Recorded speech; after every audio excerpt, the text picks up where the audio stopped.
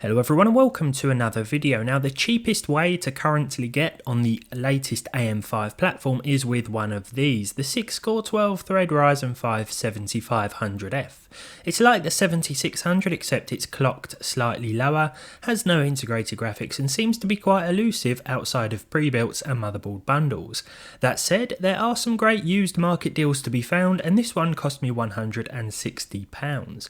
I've been meaning to build a system with one of these ever since I first learned of its existence, but it was when DeepCool very kindly sent over their amazing CH560 Digital case and AK620 Digital cooler that I finally decided to go for it. I intend for this Ryzen 5 7500F build to be my new mid-range benchmarking test system, so there are a couple of changes I might recommend throughout, but overall I think what I've put together here is capable and upgradable, and of course it combines some new and used components. The 7500F is sitting atop a Gigabyte B650 MDS3H, which TechSpot described as a little ripper, going on to say that at its $155 price tag nothing can compete.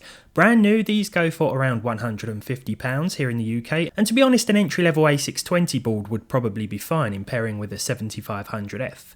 Now they start at around £90, which is what I actually ended up paying for this on eBay. It is second-hand, but it came with an I/O shield, M.2 drive screws and SATA cables. It has all the ports and connections we need, and it also has two M.2 drive slots. RAM next, and I went for 16 gigs of Kingston Fury 6000MHz CL36 AMD Expo DDR5. That's two 8GB modules. This was on sale and I paid £68. Now 16GB is still fine for a mid-range gaming build in 2023, but I know what some of you will be thinking, so yes, if prices are close where you live, and you think you'll be video editing, maybe running a couple of things alongside your games or streaming, then definitely consider 32 gigs instead. I've been looking forward to showing you the graphics card next because I can't decide if I really like how it looks or I think it's one of the ugliest GPUs I've ever encountered. This is the Dell 6700 XT 12GB. Now 6700 XT sits at around £300 here in the UK, but the 6750 XT seems to have replaced it at a lot of retailers. The price is similar, but there are some used deals to be had on these, and at £239 excluding postage, I'll happily look at a somewhat out of place green PCB. This is a 2-fan design that from my initial experience sits at around 65 to 70 degrees under load most of the time without getting too noisy. To power all of our components we have one of these, another Black Friday deal that like our RAM was brand new, though this time heavily discounted. I've read some good things about the Corsair RM750E, which is a 750 watt gold rated PSU with a 7-year warranty. It seems to retail at about £115 most of the time, but this one was on sale along with the RAM at eBuyer and cost me just £80, a nice saving for a decent unit. It's also fully modular, so we only have to attach the cables that we want or need. To keep our 7500F cool, we have the DeepCool AK620 Digital, which should make light work of maintaining temperatures with this chip. And thanks to the digital display on the top, we'll know exactly what those temperatures are. We'll also be able to monitor the utilisation as well and control which stats we see through the software. All we need is a free USB 2 header on the motherboard, which our B650 board has a couple of. While it may seem like a bit much for the 65 watt 7500F, it does mean that we should be covered for any future processor upgrades. I'm very temperature conscious, especially as someone who is always testing games and running CPU intensive applications, so this is ideal.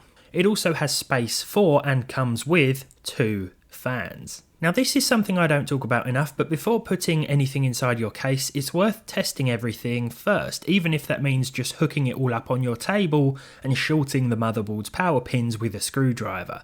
No one wants to spend an hour fitting everything neatly inside a PC case, tidying up any cables, and then after all that, laying eyes on a blank screen. There's no need to even attach a hard drive, just boot into the BIOS and see if everything works.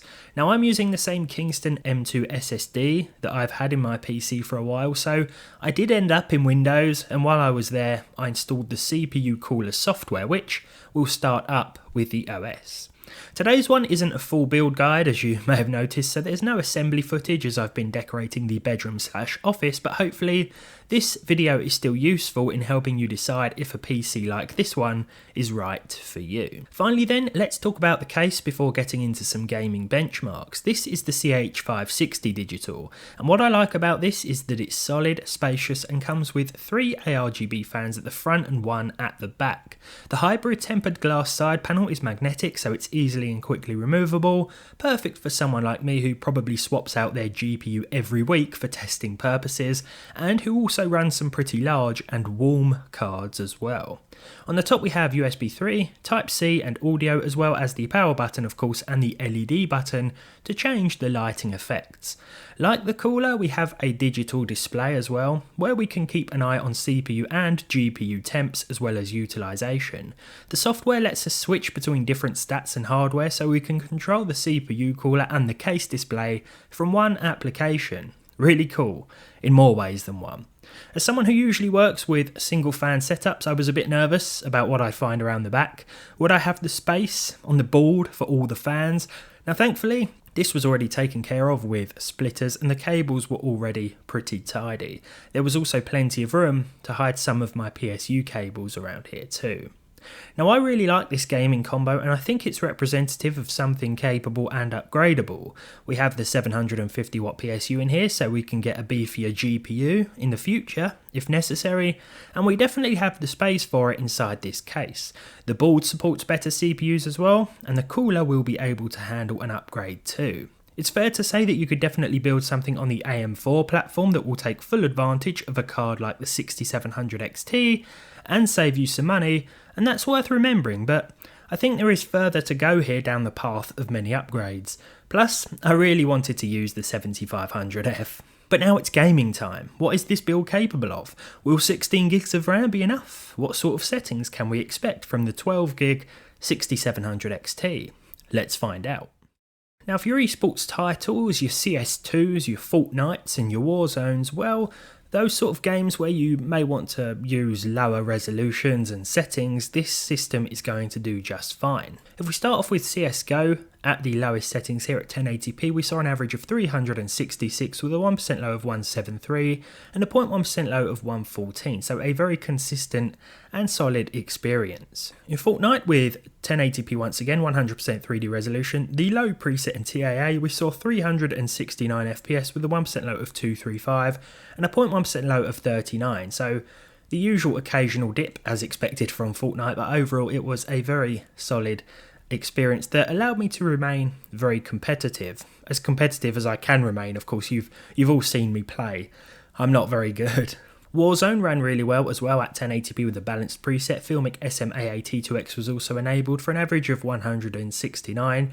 The 1 and 0.1% lows were 138 and 111 respectively, so again, it's a nice consistent experience, and consistency is definitely what you want in these online competitive games.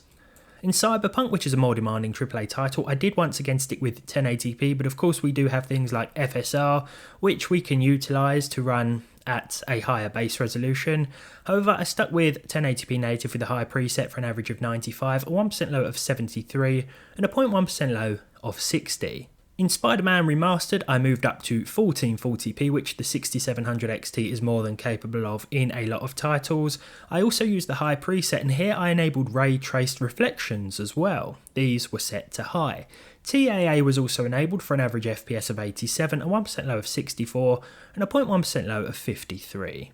The Last of Us Part 1 here, 1440p this time with FSR2 enabled and set to quality. It's pretty much indistinguishable from native res with this preset. I'm also using the high settings, but SSR or screen space reflections were turned off.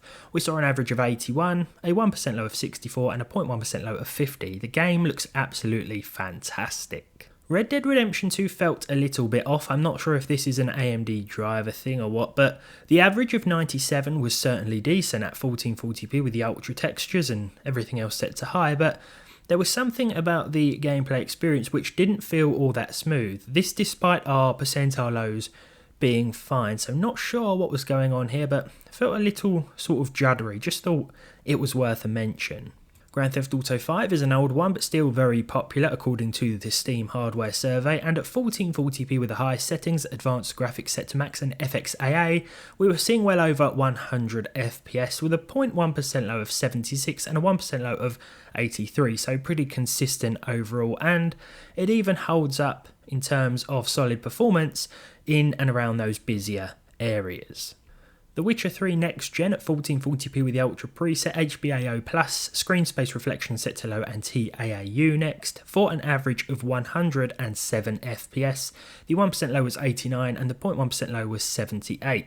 Now the Ryzen 7500F does a good job of maintaining consistent frame times in and around those busy areas, so where we might see higher crowd density, things like that, the same can be said for Cyberpunk really, the CPU is going to do a good job of keeping those figures up. And that's why I really like it. You get a lot of performance for what can be a very reasonable price. Even though it's quite elusive, there are some great deals on the used market to be found. And some great prices on motherboard bundles too. Elden Ring is of course capped to 60 FPS, but at 1440p with a high preset we had no troubles hitting that. In fact, our percentile lows were also pretty solid, and we didn't drop lower than 50 with any of our performance numbers here. 60, 55 and 50 were the numbers respectively. Finally then, it's Starfield, perhaps the most troublesome of all of our tested games. 1080p with FSR2, 70% res scale and the medium preset for an average of 74. We did see one or two dips below 60 as expected. In my opinion, the latest driver updates actually made performance a little bit worse for me personally, but this is still very much playable, and in my opinion I think it still looks pretty good.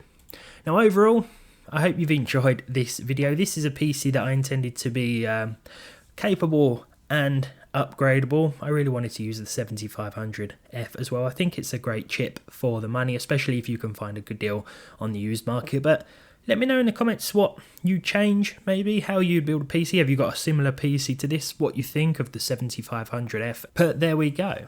If you enjoyed this one, leave a like, leave a dislike if you didn't. Subscribe to the channel if you haven't done so already, and you want to of course. And hopefully I'll see all of you in the next video. Thank you for watching.